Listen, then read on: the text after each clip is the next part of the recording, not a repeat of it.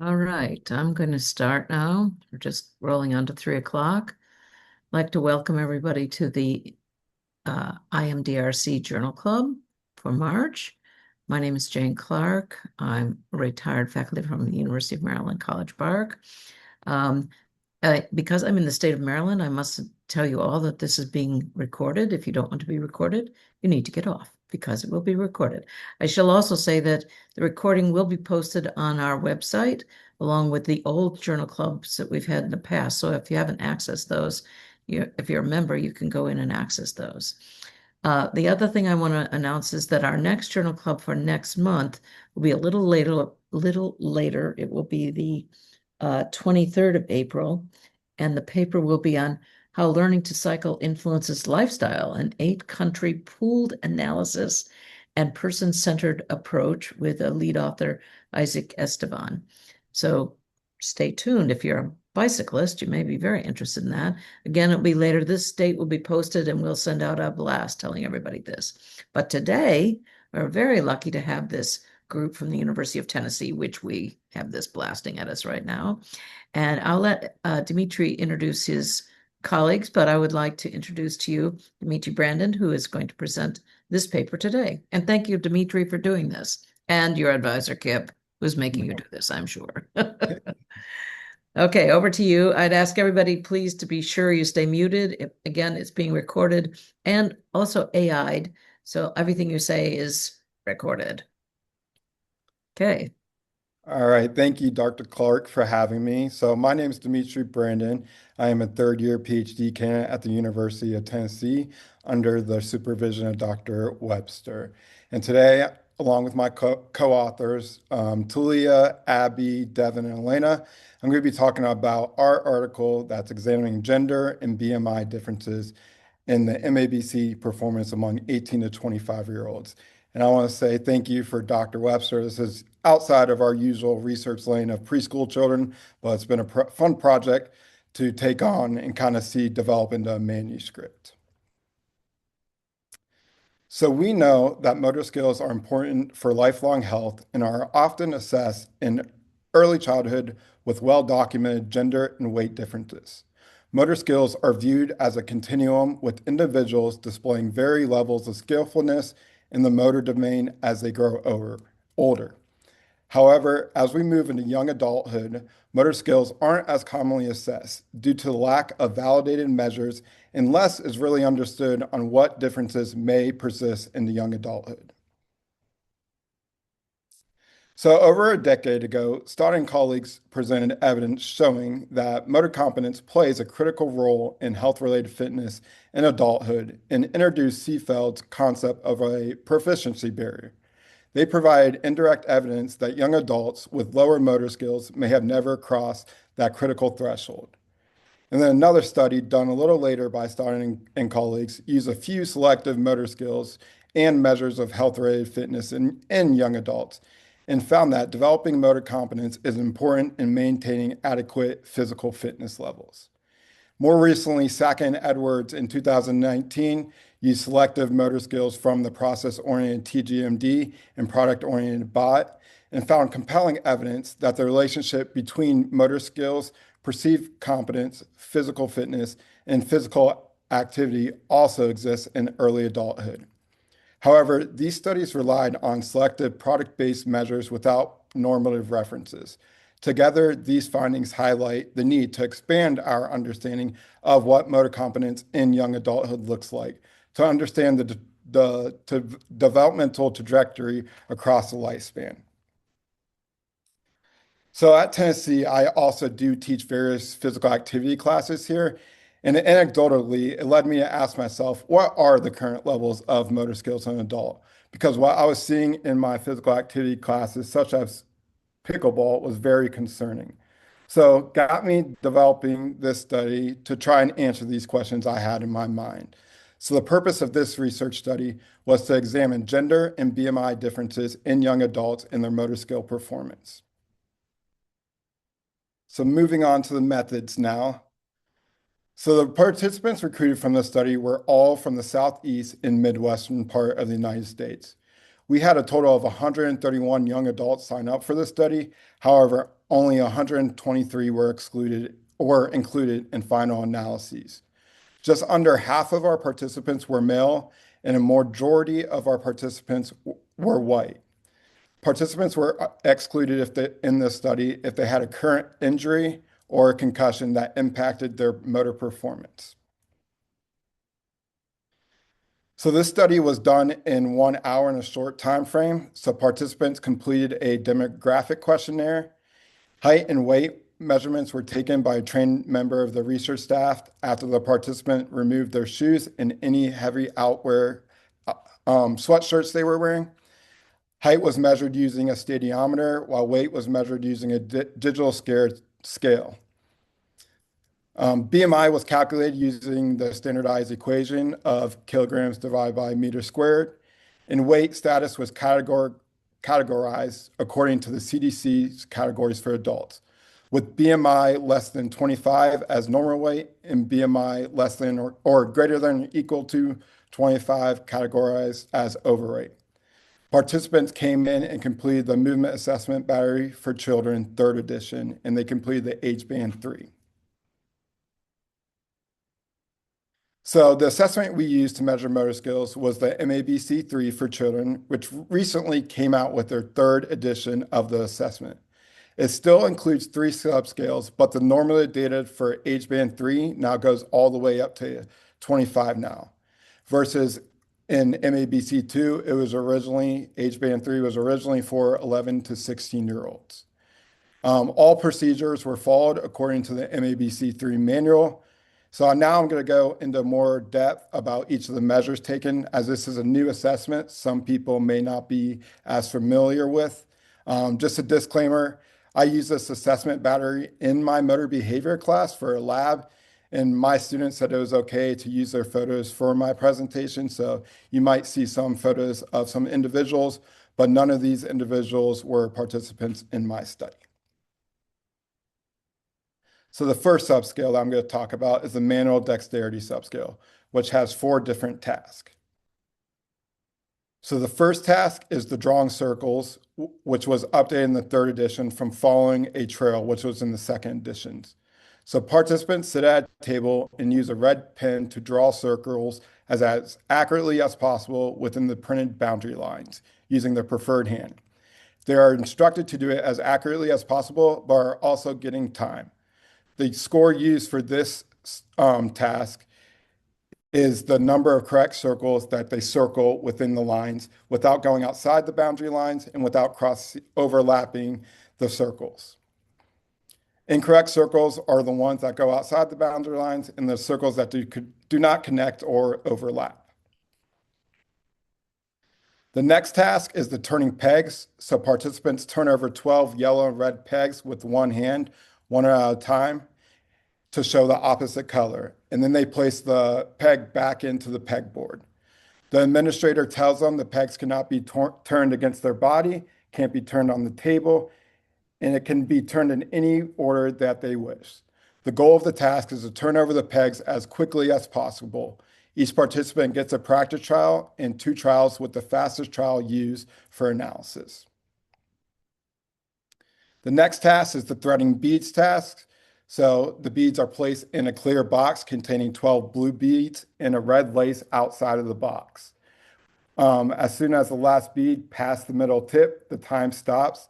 Individuals get 3 beads to practice and then 2 formal trials with the fastest trial recorded. And the last manual dexterity task is constructing a triangle. In my personal preference, this is my favorite. I believe that we do see a variety of different times. So participants are given a practice trial where they place the plaque and the nuts and bolts on the 2 ends. However, for the 2 formal trials, they're told to construct a triangle as fast as possible. The next subscale is the balance subscale. So the first task in this is the 1-leg balance. So kind of like hopscotch, participants start off the mats and then are told to hop on the mat using their preferred leg. And then after that, they're instructed to hop on the mat using a non-preferred leg. So each hop on the mat counts as one, so they can get a score out of 5 or a score out of 10 using both the preferred and non-preferred leg. This is another one of my favorite skills that the MABC3 has. This is a tandem board bounce. So participants are instructed to bounce on this little board for at least 30 seconds. It's kind of funny watching them do the practice trial up to 10 seconds because they always get off from the practice trial and it's like, wow, that's a lot harder than I anticipated. And then this next skill for the bounce subscale is walking toe to heel backwards. So participants start at the end of the line and they must try to stay on the line as best as they can, walking toe to heel backwards. And then another scale we have, so this is the third subscale in the MABC, is aiming and catching. So there's 3 skills for this that include catching a ball in one hand, throwing catching to oneself off a wall, and throwing beanbag onto a mat. So for the throwing and catching a ball one hand, participant stands 1 meter away from the administrator and they're supposed to catch the ball with one hand. They are not allowed to catch the ball against their body, so they get 3 practice trial and then 10 formal trials using their preferred hand and non-preferred hand. The next task in this is, once again, they're standing 1 meter from the wall and they're instructed to use their preferred hand and throw and catch the ball off the wall. So they get 3 practice trials and 10 formal trials, and then they repeat this process using their non-preferred hand as well. Each participant is instructed to throw the ball underhand. However, it's really on their preference if they want to use overhand or underhand to throw and catch off the wall. And lastly is an aiming task. So this is throwing beanbag onto a mat. As you can see, there's a little yellow dot in the red circle, and participants are instructed to hit that yellow dot. So for the first 3 trials, the yellow dot does not move for the practice trials. And then after each trial, the yellow dot moves to each corner of the blue mat. So moving on to the statistical analysis. So percentile scores were used for all analysis of this project. Shapiro-Wilks and visual checks of QQQ plots, so normality was violated. Due to the violations of normality, a non-parametric Kruskal-Wallis H-test was used for all analysis to determine group differences. And the alpha level was set at 0.05.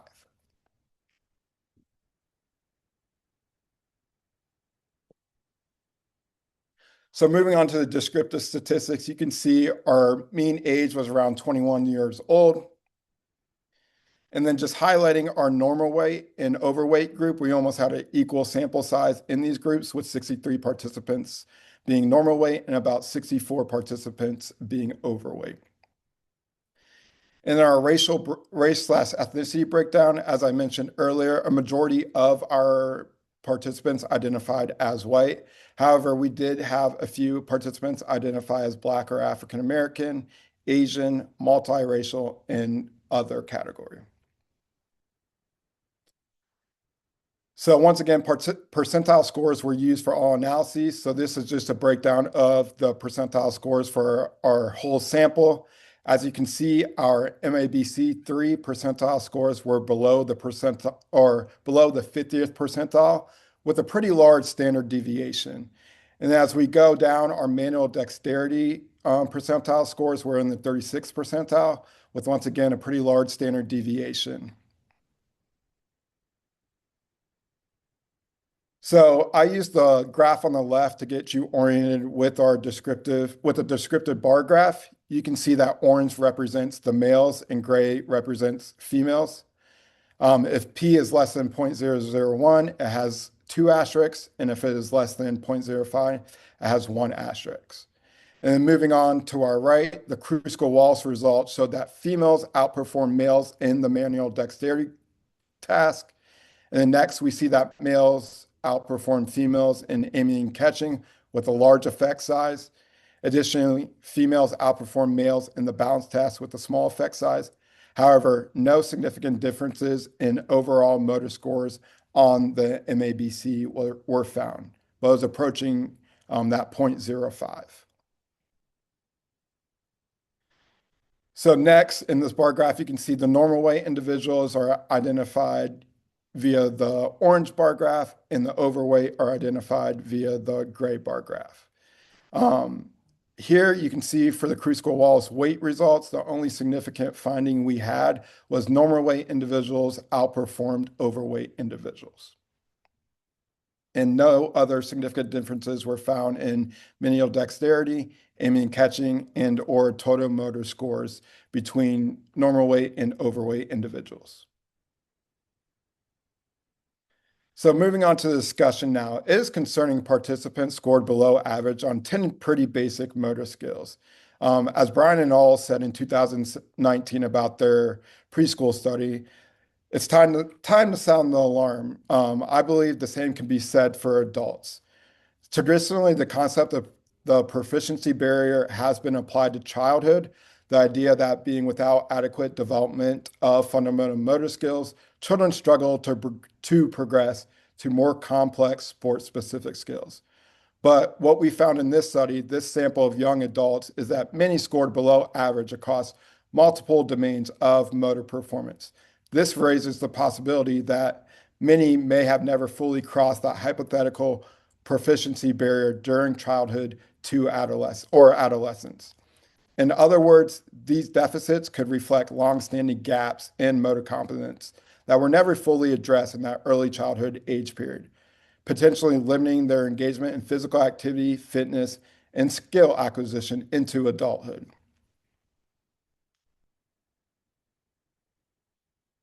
Similar to what we see in early childhood research, this study did find gender differences in motor skills. So females outperform significantly better in manual dexterity and balance, while males outperformed females in aiming and catching. And this is consistent with that second Edwards study that was done in 2019. It was interesting in this study, there were no gender differences in overall motor performance. So it still remains unclear in the literature why these gender differences exist. These findings highlight that gender differences in motor competence may persist into adulthood and could be shaped by larger social environmental factors, such as societal norms and opportunities that influence the type of physical activities males and females engage in. In the future, I believe it's important to look at the context in which males and females are moving their body. So I think we should start to look at previous experiences and current experiences that males and females are physically active in. And I just question, are females participating in more tasks that involve manual dexterity and balance versus are males participating in activities that involve aiming and catching? So while early childhood research has consistently shown an inverse relationship between motor competence and weight, this study found minimal differences in motor skill performance between overweight and normal weight young adults across most of the MABC3 subscales. So the tabletop activities like the manual dexterity activities and stationary throwing appeared largely unaffected by increased weight.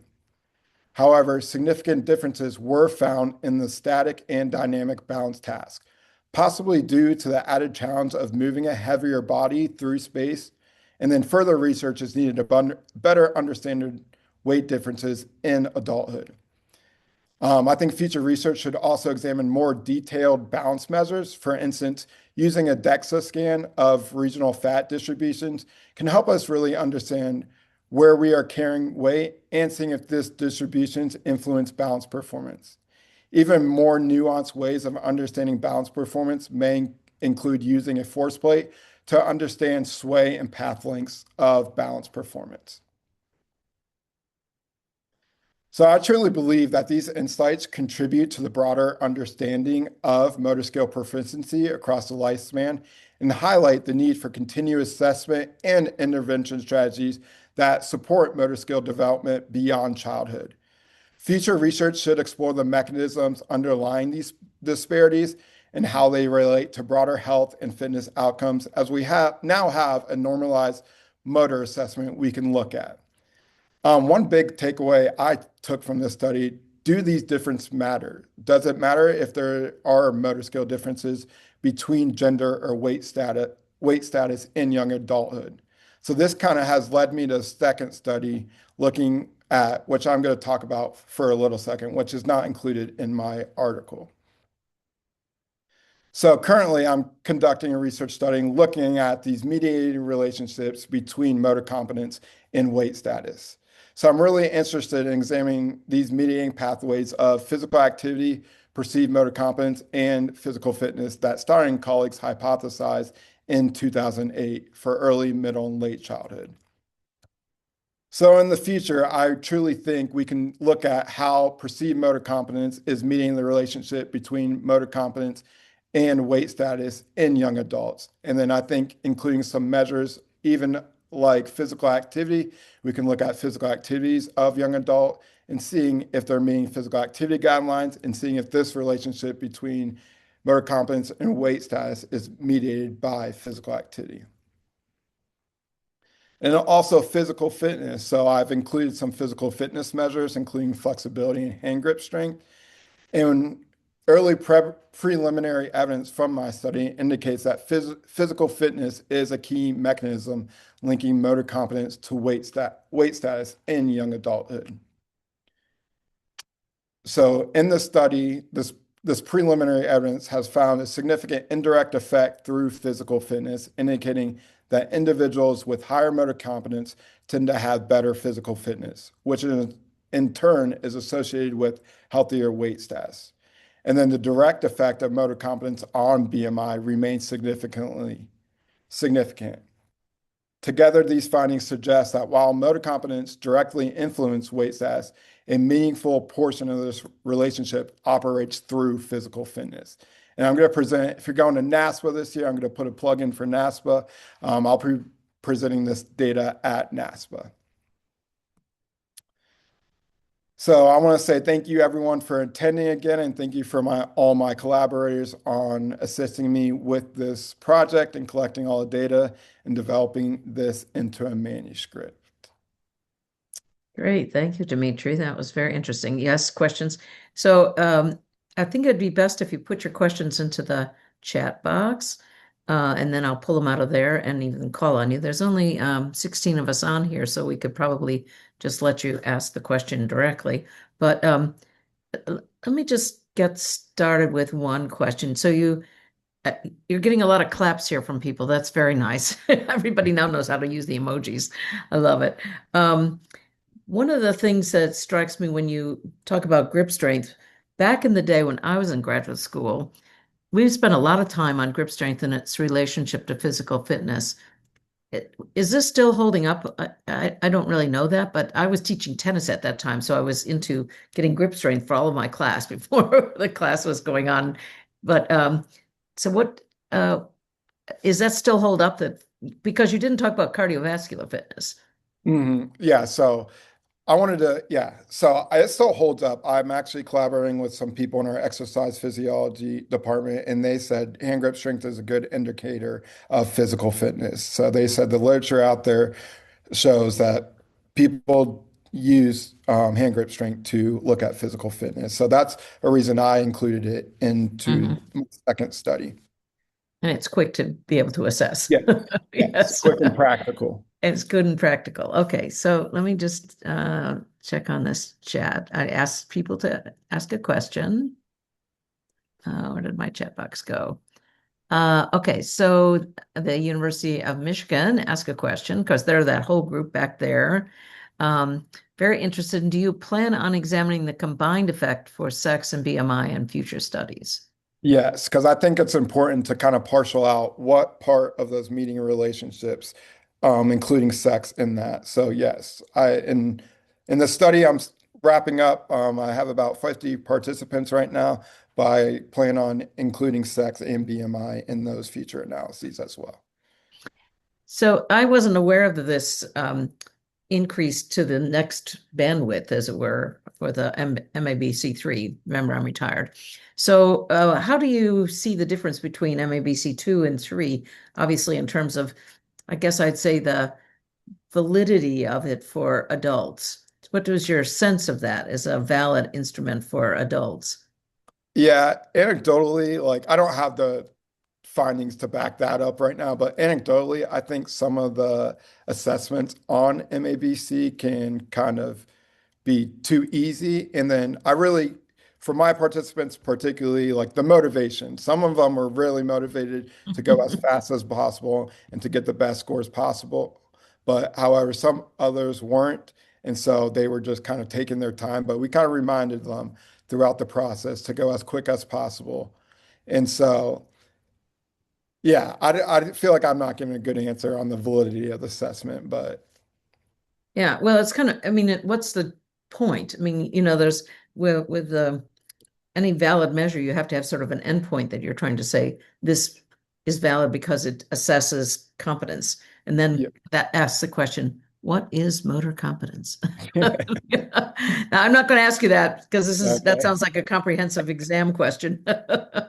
But it is, I think it's a challenge to sort of say, what is it that we're looking at in terms of, because to me, skill is specific to a domain. So tennis skill, golf skill, something like that. And these are Mhm. sort of what we used to call abilities, whatever that means.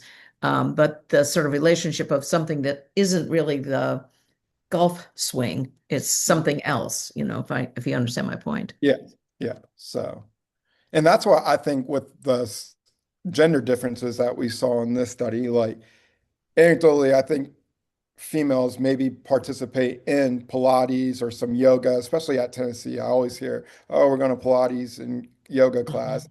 And then males are participating in those manipulative sports through intramurals. So I think understand the context in which Mhm. individuals are performing these skills in is also important to understand these gender differences because I'm trying to figure out like, do these gender differences matter if it's not influencing weight or physical activity levels?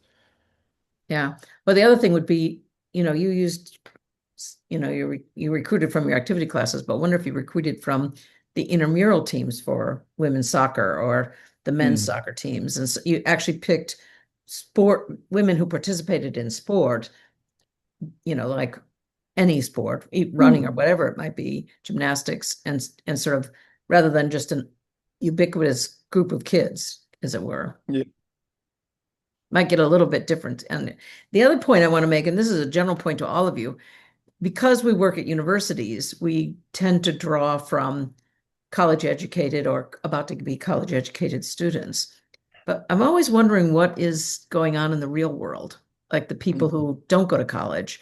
And lots of them play lots of sports and lots of them are physically active, but we don't go out and reach out into the community as much as we need to. I think we do with children because we're looking at the preschools where they're all in one big, the pool is big and it's very general. But when you look at the um, non-college students who are 21 or 22 your age, would they be the same? Would they look the same in terms of, what they do? Certainly, my plumber might actually be quite strong, compared to some kid in college. So, Yeah. So we did try to recruit outside the university, but we had trouble getting some young adults outside the university. But we had quite a few, a good handful of participants who were not college educated. So oh, that's good.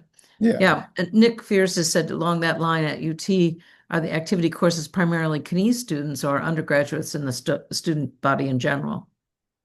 Yeah, so our physical activity courses are mainly kinesiology students, but I think it Mm. just shows it's very concerning that our people who are going into Yeah. physical therapy and occupational therapy are not performing that well on these basic motor tasks. So, Right. So in the day, when I went to undergraduate school for physical education, I had to take a skills test to be a physical education major. hmm. At the SUNY Cortland, you had to take a test. And one of them, I mean, they were basically physical fitness tests, wall bounce kinds of things. But it was, we don't see that very often in our, once kinesiology kind of bifurcated from physical education in a way, went for physical education or physical therapy or OT or whatever it be, the students, the sense of them being competent movers wasn't quite as strong. Yeah. So. So Kathy Stem asked, excellent presentation. Yes. I was not familiar with MABC3. She's a retired PT.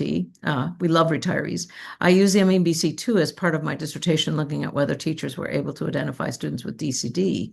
Is it, how do we think that relates to the three and the two? You've used the two, of course, I'm sure. Yes, so it's still identify individuals with DCD. That's a primary purpose of the assessment. And I think it does like parcel out that part. Hmm. Below those individuals below the fifth percentile are at or higher risk or for DCD. So I think we did have some individuals who were below that fifth percentile. I think I want to say five of them out of our large samples. So we had a lot of individuals who were below the 15th percentile. Is that right? Yes. That's interesting. Well, developmental coordination disorder is there throughout your whole life. Mhm. And so it wouldn't be surprising that you would find some percentage of your college population who would identify with that. And many of them might be very interested in going into OT or PT as a profession because of their own challenges. Yes. So I think that's what one of the interesting aspects of this study was that it is college students, and this is kind of like the first study that have used MABC3 in this age range. So we kind of got some preliminary evidence to show that we're still delayed in our motor skills. Right. Other questions? That's why I went into PT. Kathy, that's funny, Kathy.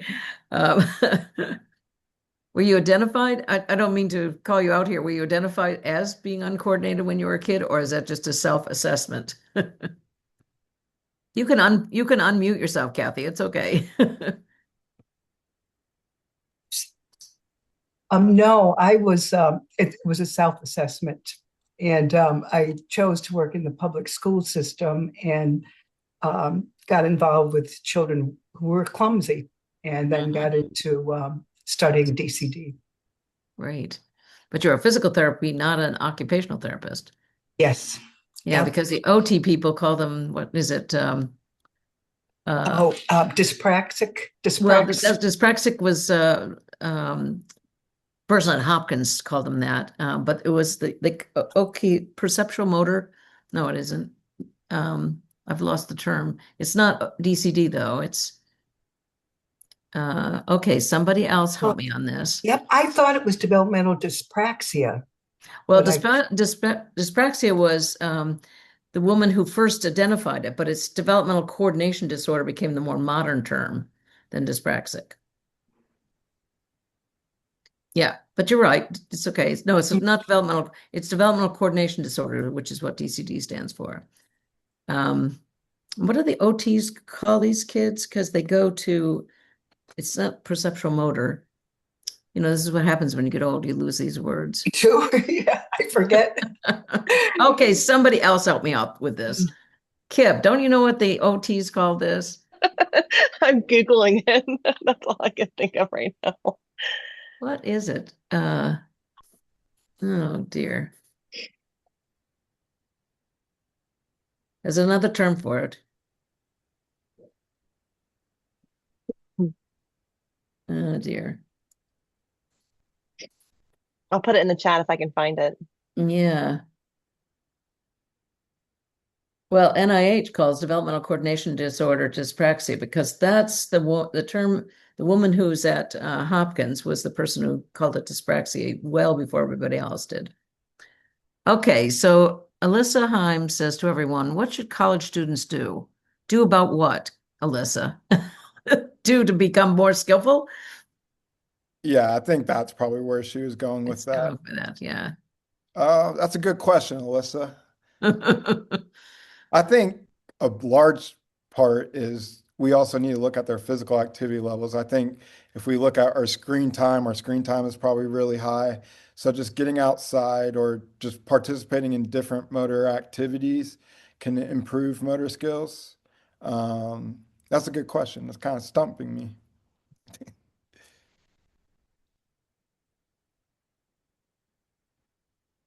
Well, I mean, it's a lot easier to learn a motor skill when you're dysgraphia is Nick is the other one, but that is not that's the handwriting issue. But okay, those of you who've passed your comps, who's the woman at Johns Hopkins who gave us the term dyspraxia? You're not passing your comps with me here. I know her. I mean, I've met her. I know her. She's probably well retired beyond me.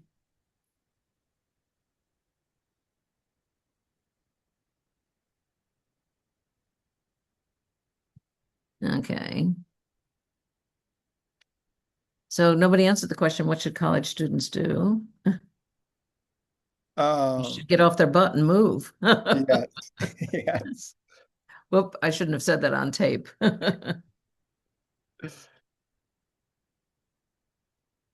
I think even like just working on those basic fundamental motor skills every once in a while can help keep up to date. I don't want to say up to date either, but just keep working on fundamental motor skills and getting up and moving, I think would be kind of what I would preach to college students.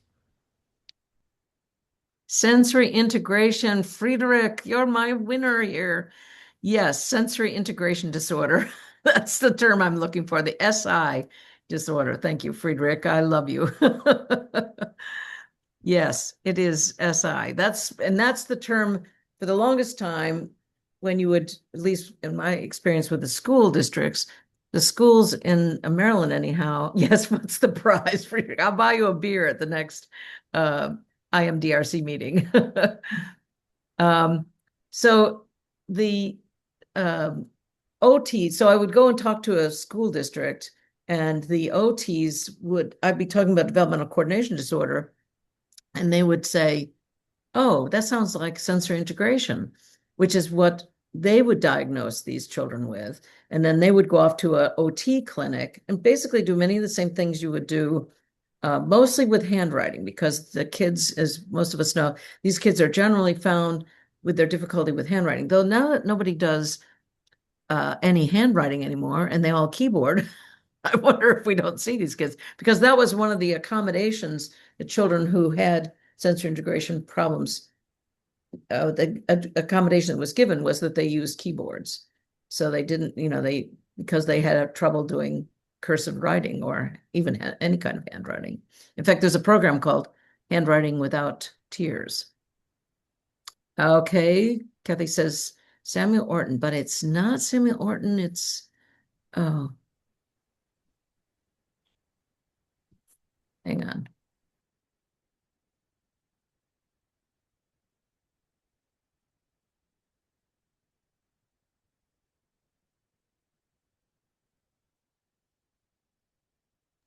Martha Denkla. Look up Denkla, Denkla. She was a psychologist, a neurologist. Yes, there she is. Stuart Mostovsky, right? Exactly. And Martha Denkla, senior author. She's a senior author. So she's the person who actually coined the term developmental dyspraxia way back in the day. Thank you, Kip. Thank God for Google and Google Scholar, right? I think Nick beat me to it as well, but Oh, we there were he goes. Googling There at he the is. same Oh, time. I'm sorry, Nick. I didn't see you. Came in at 3:37 at the same time as Kip came in at 3:37. Okay, you all passed your comprehensive exams for the day, anyhow. And all of you will take this and note this for when you want to impress someone. But actually, Martha Denkla was really quite ahead of this. But as I recall, she was a neurologist and sort of was in her own medical world more so than in the world of public schools and talking with OTs or PTs. So, and PTs didn't come to this issue for a really long time, actually. So, okay. Well, we could go on about this forever, but any other questions from anyone or comments that they'd like to make? Yes, Kip? Yeah, and I'm sorry, I know this is from UT, but I guess when you were presenting, Dimitri, it was just making me think a little bit about, these are physical education. So the PEAP classes at UT are physical education and physical activity courses. So are these findings justification that like maybe all college students need to have these style courses, to gain different types of motor skills? I guess is this some kind of justification for thinking about this more of a widespread versus I know for kinesiology majors they're required here, but just thinking about it from maybe another university that doesn't have these classes, or should we have these types of courses in different ways? Is that something in terms of like an intervention or next steps you think would be like a practical application for these kind of findings? Yeah, I would first just look at it like do these because ours are very context specific. So like pickleball, does are there pre and post changes in a semester on motor skills after they go through a pickleball course? Or does it need to be more, we're working on a variety of motor skills to improve this? So that's what I kind of thought of next steps that would be interesting to look at. Not for me, for somebody else though. But these are tests of sort of general abilities, whereas skills are specific. So Yeah. pickleball is can you keep it in the court and get it over the net? Whereas this is can you hit this yellow dot on the floor? So Mhm. what's the relationship between pickleball playing and that circle on the floor? That's the Yeah. relationship between this ability and this skill that I don't think we tease apart enough because many of us, like I know a lot of people who are very good at you know, golf and at tennis, but may do terribly on the MEBC 3 Yeah. on the general things. So Evan asked, do you think that because the majority of participants are kines majors, the results may change if the participants had a more diverse set of majors? Or people who are not in college, I would say, Evan. Yeah. So I think for the second study, I have what activities that they currently engage in Oh, and okay. major they're in. So this is something that I could probably look at in the future to look at are kinesiology students performing worse or are they performing better? I would hope better just because they're Yeah. students. But yes, Evan, that's a good thought and definitely something I can look at. Well, as we used to say as physical education majors, what's your sport? Mhm. So and then how would you rate your sport? So some sports are rated. For example, in golf, you have a handicap, or in a tennis, you have a ranking that's, 1 to 5 or whatever it is. So you are in class by your skills. So it might be interesting to also look at it's not just what you participate in, it's what are you good at and what's your bowling score? Does anybody Mhm. bowl anymore? No.